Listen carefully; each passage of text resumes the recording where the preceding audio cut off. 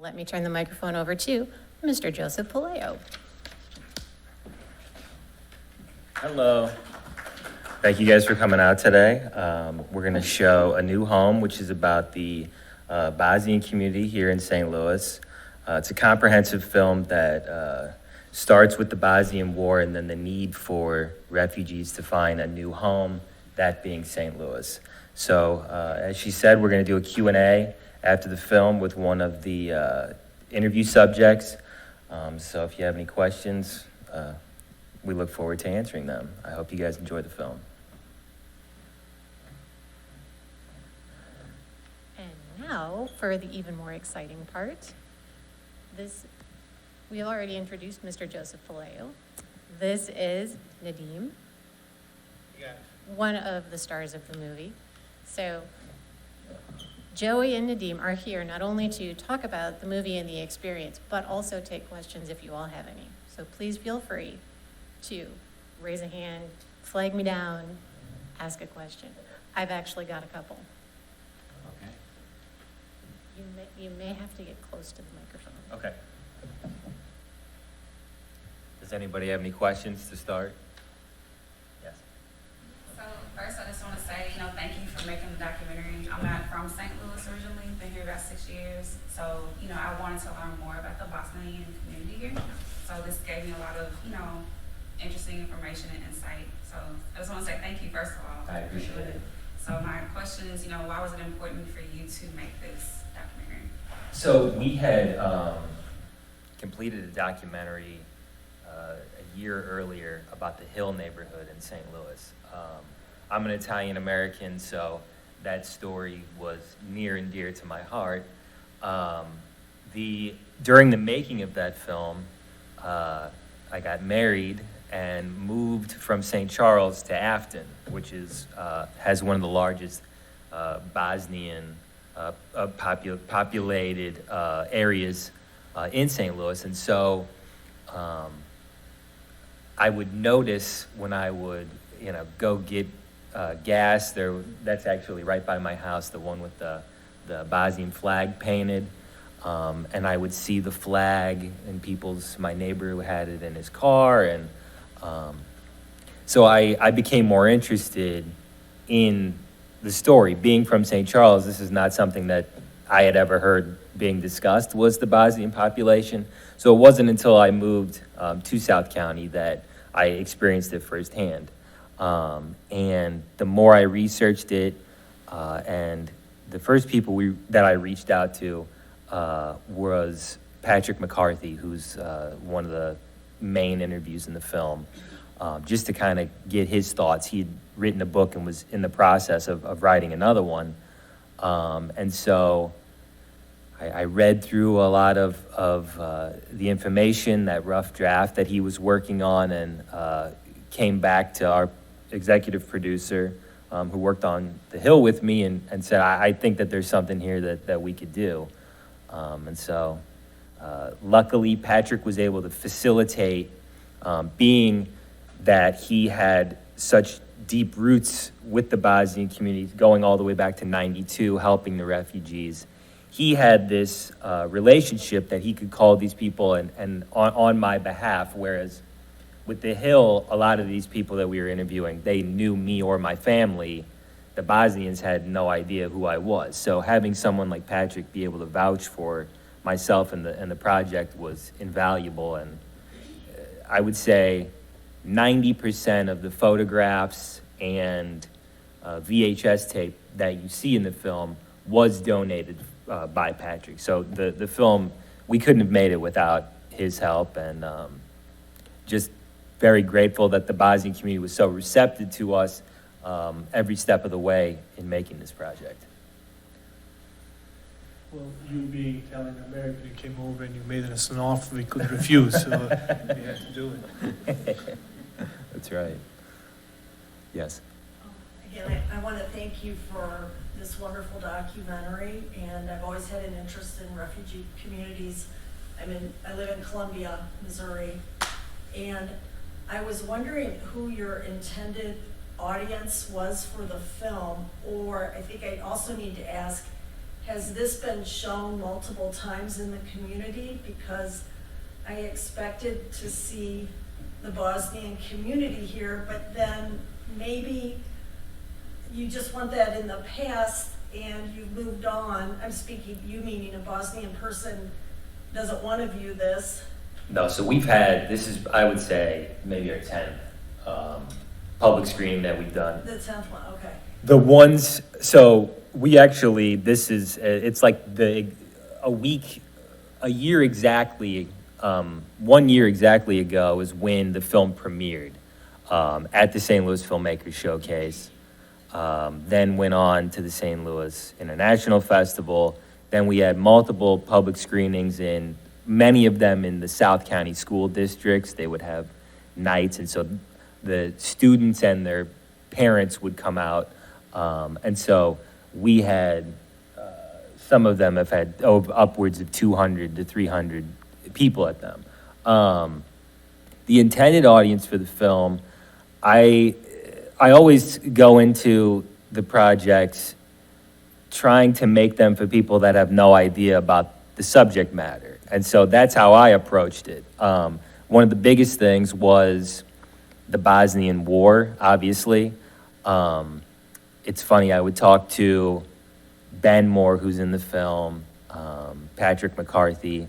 They would talk about the Bosnian War as if it were World War II or the Vietnam War, that everyone knew all of these nuances and who Slobodan Milosevic was and things of that nature. So I had to take a step back and really approach it as someone who had never heard about it, tried to make it as easily digestible, and then get directly into the refugee stories and then kind of go from there.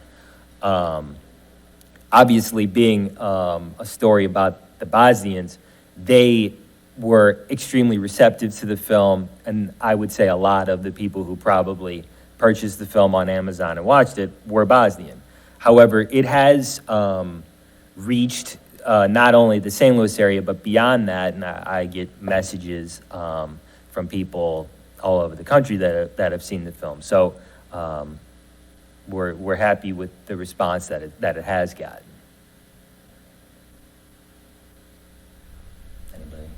Anybody else? Yes. Do you have any plans to cover any other groups in the St. Louis area?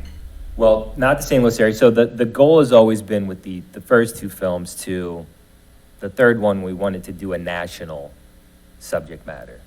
I had kind of a litany of ideas that I was focusing on and potential project ideas. Just completely by happenstance, I went to a Costco and was getting new tires and was in the waiting area, and I was sitting there with an older African-American gentleman. He was about 75, and so he was also getting tires, and so we were just waiting there for about an hour and just having conversation, and he had mentioned that he was a Vietnam veteran and that no one had ever done a story focusing on the African-American experience of Vietnam. And so he kind of hard pitched me on that, and I went home, I got his contact information, went home and researched it for a couple of weeks, and was able to get together with a studio here in St. Louis, Cool Fire. They were able to come on board. And so that is what our next project is going to be. It's a comprehensive documentary on the African-American experience of Vietnam. And we were lucky enough to fly in experts from all across the country to be a part of it, as well as interview 7 black vets, a widow of someone who had lost her husband in the war. And so we're about 60 or 70% completed with the rough cut on that film, and hoping that next year we'll premiere it at either a big festival or a national PBS release. So that's the one that we're working on at this moment. I have a question for you. I'm sorry, I don't remember your name. Oh, Nadeem, yeah. What has it meant for you to be a part of this documentary? Well, Joey first came around, I thought it was just gonna be like, you know, him and I chatting it up a little bit, and you know, I didn't expect it to be this grandiose, if I may say so. And then he showed up at my office one day with all these, like, you know, cameras and all these lights, and you know, I felt like a superstar. And he asked these really thoughtful questions, which I really wasn't expecting, because you know, you talk to somebody about Bosnian Americans here in St. Louis, and unless you're talking to Patrick or you're talking about, you know, Ben Moore, the guys that were in the movie, they're really deep within the Bosnian community.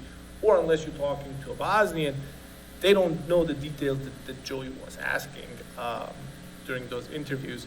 And that's when I realized, wow, this is really going to be something that's going to be telling the story that needs to be told. And in particular, within the St. Louis area, there are so many Bosnian Americans that I had a feeling that our neighbors would want to hear about that. And the question was, who was the intended audience, you know? And my hope is that more non-Bosnians see this and kind of understand our story, where we came from, and kind of also dispel a lot of the myths that were, you know, present when we first arrived. So that was my experience. I think you hit the mark quite well. It's something that whenever it comes in front of me, that I want to, it's like, I know there's something that I still don't know about this, and filled in more blanks today. Plus, you know, the personal side and the story here in St. Louis, so it's really grateful. Well, Thank you. Yeah, thank you for being here, guys. And I think in our previous showings, we had a comment that the movie was kind of short. And at the end of the day, as I answered that question the last time, I think the movie was perfect length, because I think each and every one of us Bosnian Americans has got a story to tell, where we, you know, came from, and but I think Joey has made it so concise that you kind of get the general picture, as well as some very intimate and personal details from the survivors that kind of paints the entire portrait for somebody that's not familiar with the story. Yes, ma'am. Do you have a desire to return to Bosnia to visit?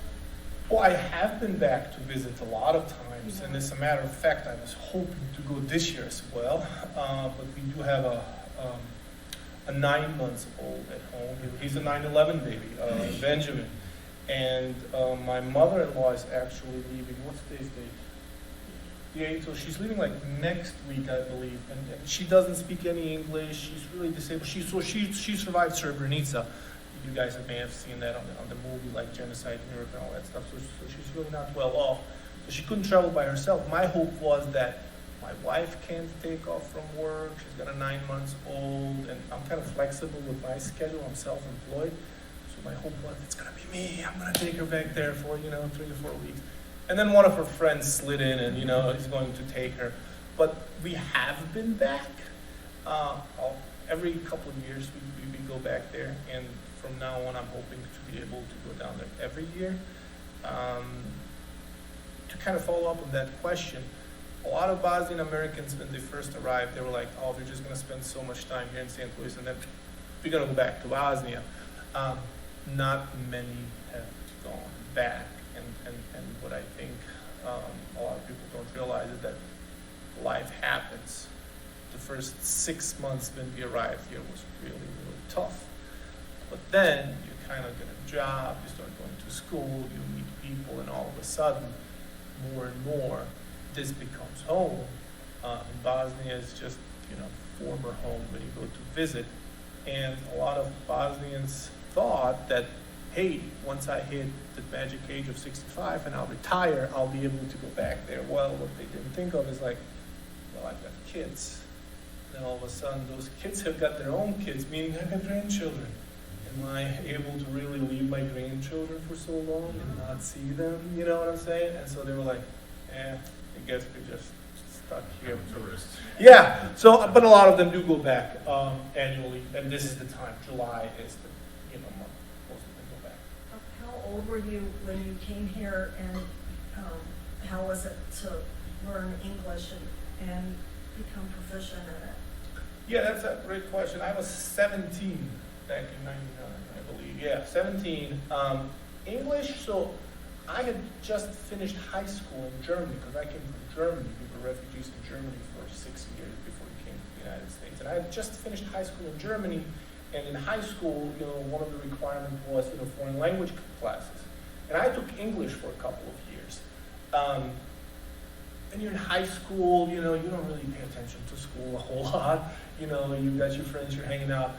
But I was always good at school, okay? And then when I first came to the United States, all of a sudden I was like, oh wow, I really know a lot of English words. That's amazing. You had a head start. Yeah, and that was a curse and a blessing in that I could communicate with people, a curse because when we arrived at the International Institute, it was a zoo. There were like a gazillion people in one place, and they didn't have enough staff to do all the necessary paperwork when it comes to this resettlement. So then they were like, who speaks English really well here that could help us translate? Oh, Nadim, yeah, come on over here. So, and then a lot of neighbors and friends, they're like, hey, I have an appointment at the doctor's office, Nadim, could you help? You need this, could you help? So, yeah, while I wasn't really proficient, I would say. I guess I'm a natural with languages maybe as well. And it just came quickly, so I picked it up real quick. This next question will show my ignorance, but how many languages do Bosnians typically speak? That's a great question because it's a tricky one as well. So prior to the war, the official language in former Yugoslavia was Serbo-Croatian. Okay. Now we've got Slovenia, Croatia, Serbia, Bosnia, Montenegro. We've got all kinds of countries coming out of that one country. And so if you go on the official CIA website, the official language of Croatia is Croatian. The official language of Bosnia is Bosnian. The official language of Serbia is Serbian. Slight dialects, but pretty much the same language. Okay. So now I can actually boast and say I speak 5. Croatian, Bosnian, Serbian, German, and a little bit of English. So, A little bit. yeah. Not to keep going back to there, but are the tensions still high? As a matter of fact, right now the tensions are probably as high as they have ever been, as of last week. We were there, what? Time for me. But No, that's a great question No, because it's a very popular topic right now for we Bosnia. charted a driver from Croatia, from Dubrovnik, when we wanted to go to Mostar and see the countryside. And it was tense at the crossing. I had a camera, and the driver said, put the camera down. So, It still is tense, and as a matter of fact, just these past couple of weeks, the president of Republika Srpska has come out and said that they're not going to recognize any decisions made by the constitutional court of the country itself, Bosnia. Well, now the UN High Rep, because we've got how am I going to put him, a tsar, a king, that basically can say, you're fired. He's been put in place by the United Nations. His name is Schmidt, he's German. And then he came out, he said, that law that Dodik is his name, the president of Republika Srpska, he said, yeah, that law that he just enacted, it doesn't count. And then Dodik came back, well, we don't recognize you.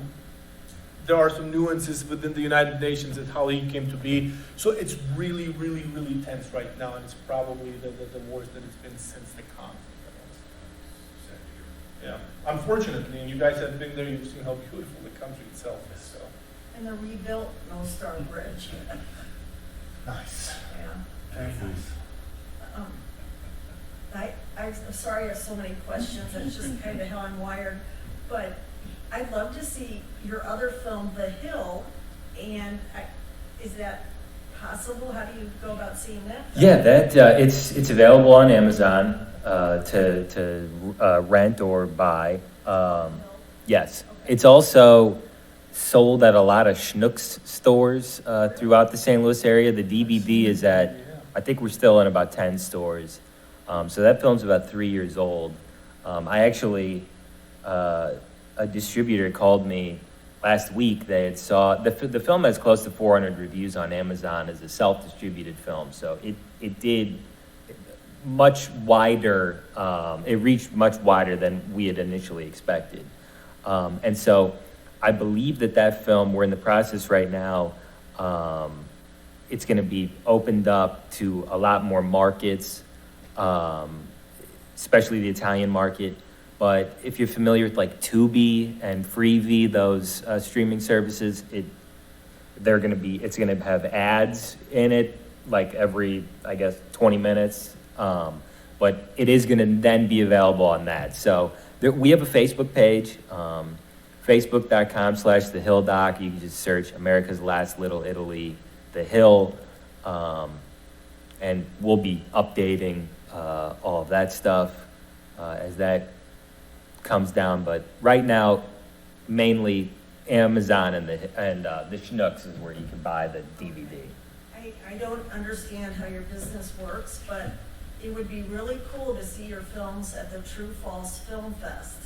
So we had actually, so that film, when it came out, it was at the height of COVID.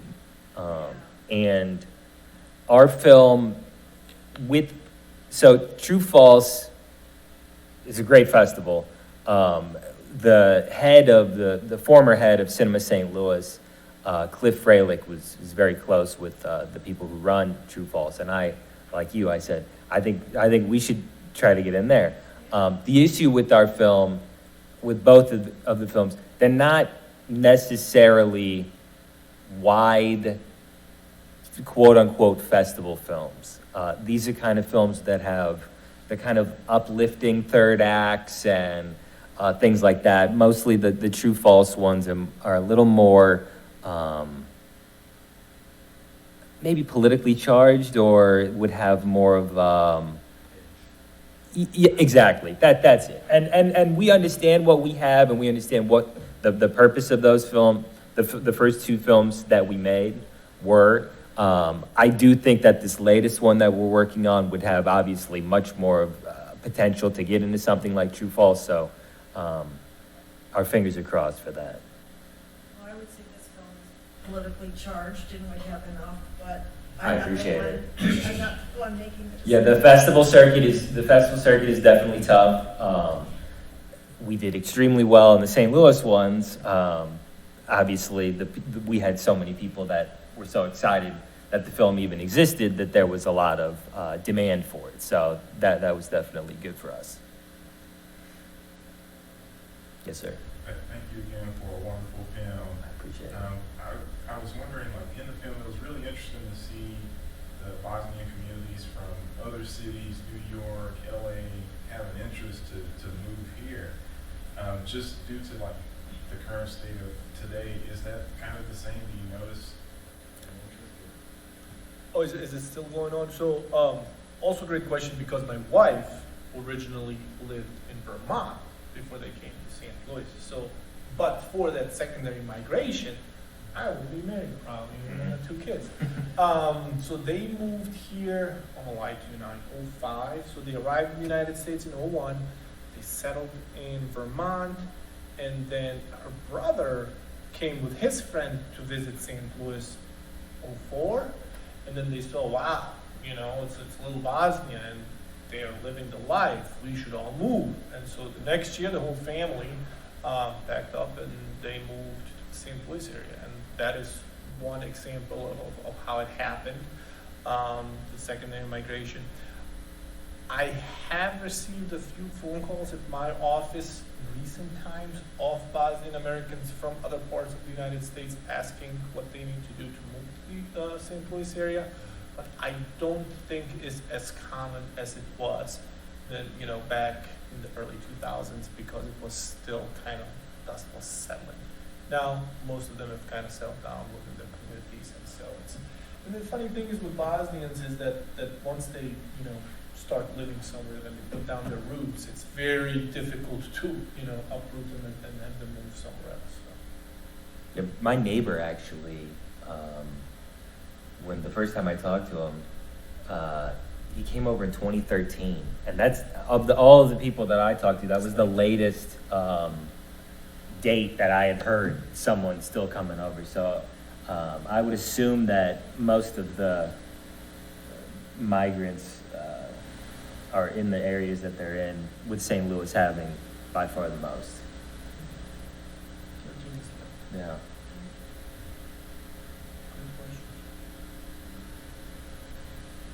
I feel like I asked all the questions. Yeah. I know you said you had a few of them, so Wow, I'm I like looking at you. did.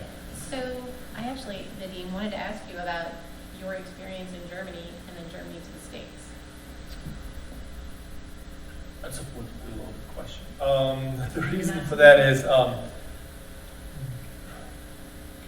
want to give you a lot of information, and I'm going to collect my thoughts now. So when we first arrived in Germany was December of 92 or January of 93.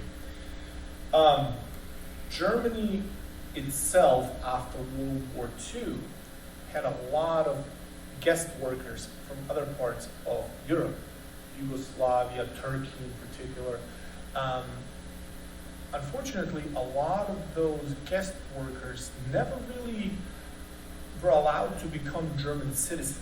The process is not as straightforward as it is here in the United States. So a lot of them, and there were many immigrants in Germany that did not have German citizenship.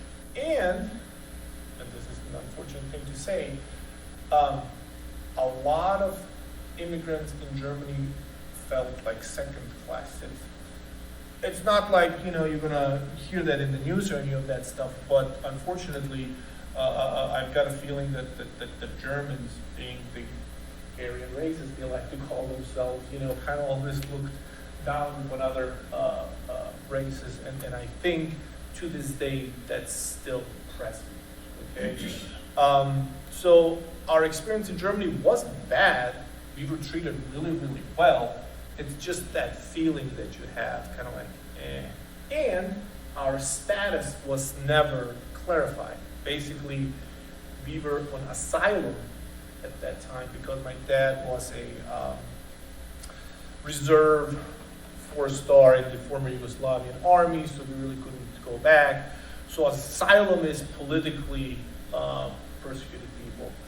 And so we could still stay a little while longer after the war ended, but they never told us, hey, since you've been here for 6 years, you kind of should get a green card, or permanent resident to stay in Germany.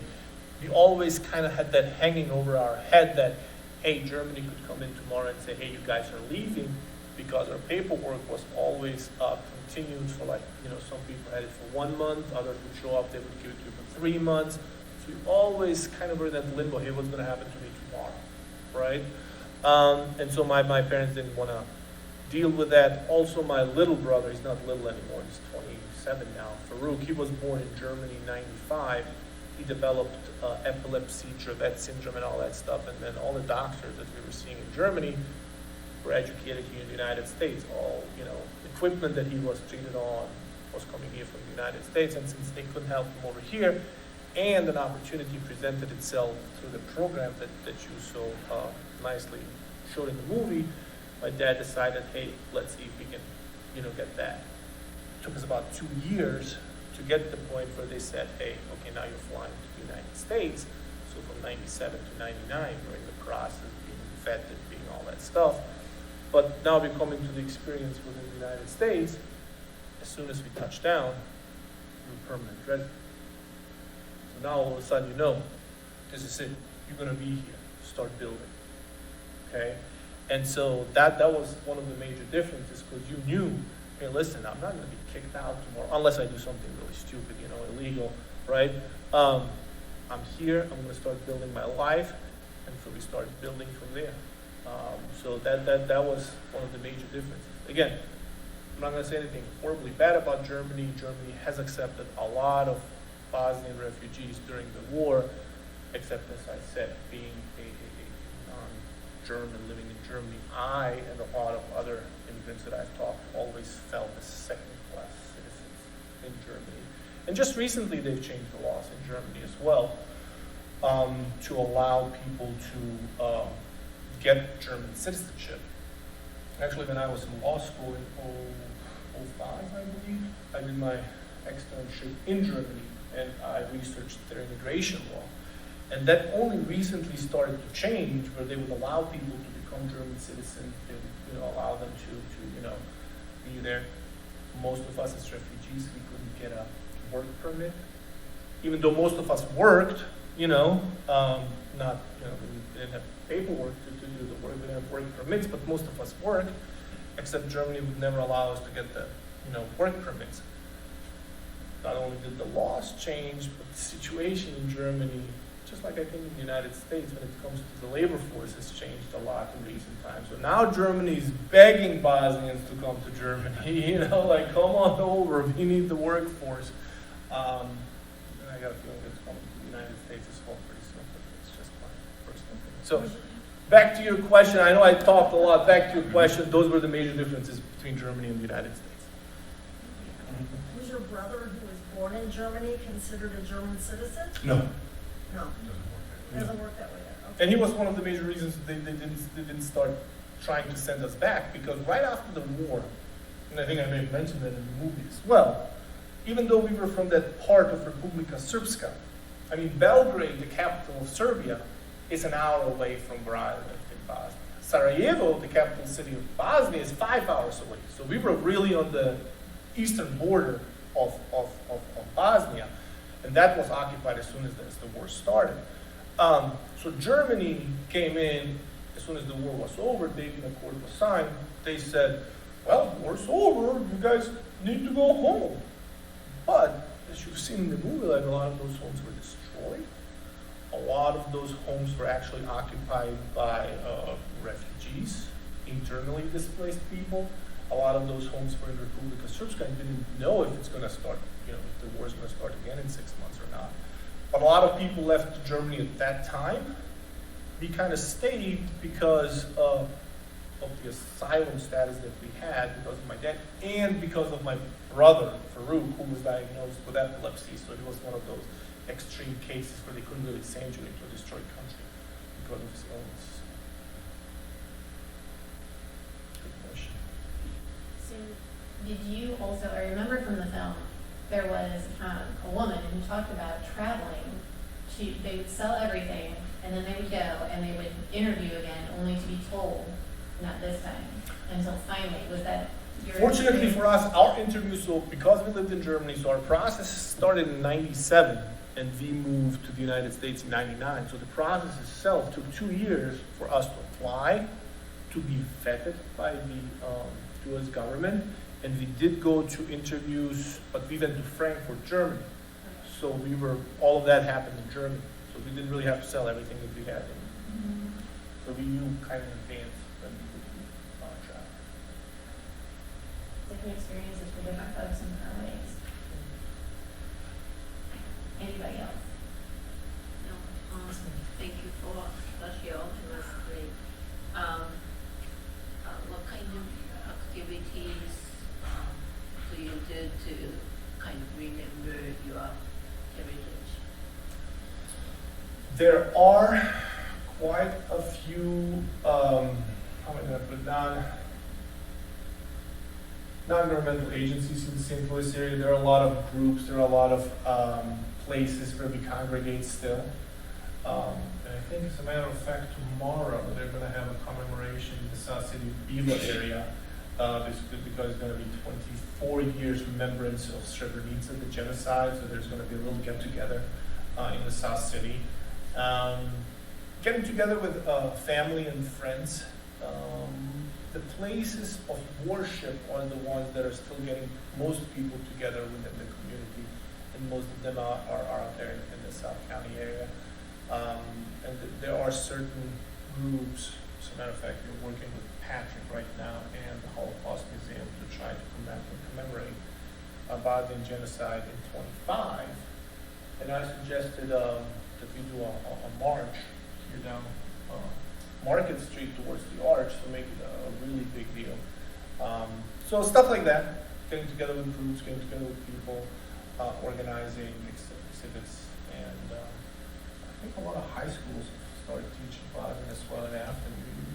Yeah, the Afton School District, Bayless School District, Melville, they all have either Bosnian studies programs or they do events, like they showed all three of those places showed the film and had like Balkan Treat Box came to one of them to cater Definitely food, the barracks coffee shop is like the hub over there. The mosques, like you said. Question.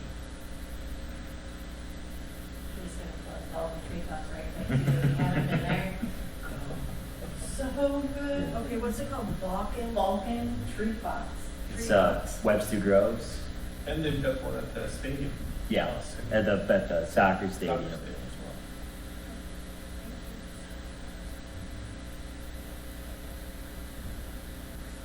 Anybody else? Thank you so much. No, thank you Thank guys you for guys. being here. That was great. Appreciate it. Thank you. You're fantastic, Cindy. I appreciate it. Thank you.